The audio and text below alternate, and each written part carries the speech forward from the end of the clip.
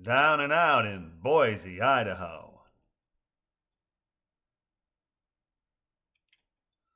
As my wife drove me to Raleigh, North Carolina's RDU airport, I thought, who flies cross country on 9/11?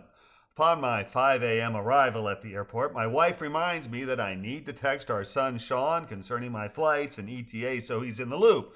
And as we make our way to the departures drop off, I promise my lovely I will keep him informed, kiss her goodbye, pass through security, make my way to my gate, and then up and away on my first of two flights in a timely fashion, mere minutes after 6 o'clock local time. 9 hours after my flight from Raleigh to Seattle, I boarded my second flight, which also proceeds without a hitch. And 10.5 hours from my takeoff from Raleigh, I've completed the westward ho air travel portion of my crisscross across the U.S. of A. A 6-day journey with my touchdown in Boise, Idaho at 1:30 p.m. I've flown over 3,000 miles in preparation of retracing my steps via automobile and heading east in order to return to North Carolina with my 30-year-old son, Sean, who spent 10 days having fun in the sun with a gaggle of like-minded youthful adventurers, visiting national parks and rafting down fast-flowing western U.S. whitewater river sections.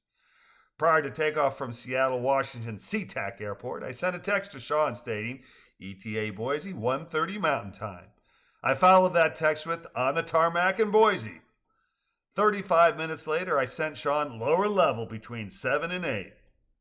Though it is 90 degrees Fahrenheit in Boise, the humidity is low, and I stretch out on a yard-high concrete wall and wait in the shade. And wait. And wait.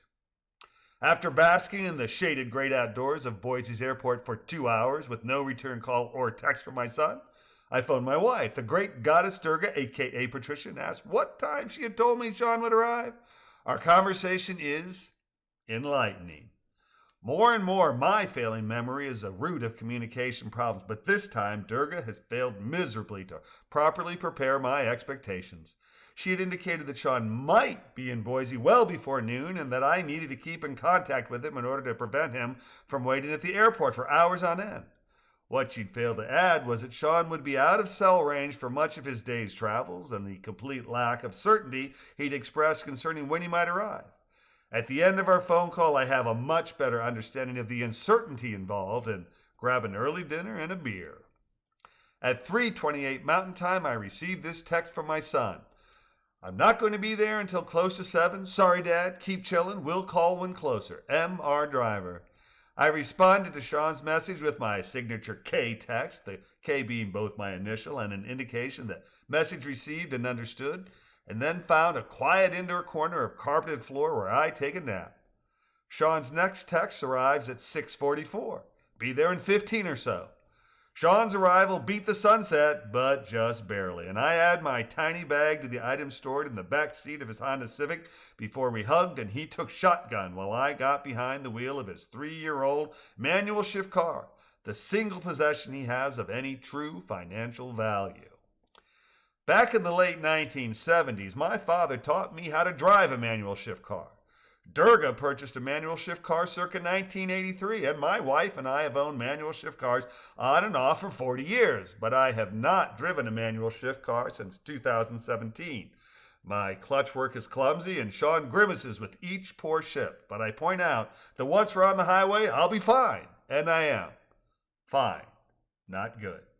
Our original plan had been to drive 6 or so hours, but with the later than expected start, we zip east by southeast about 45 minutes and stop in Mountain Home, Idaho, looking for a hotel.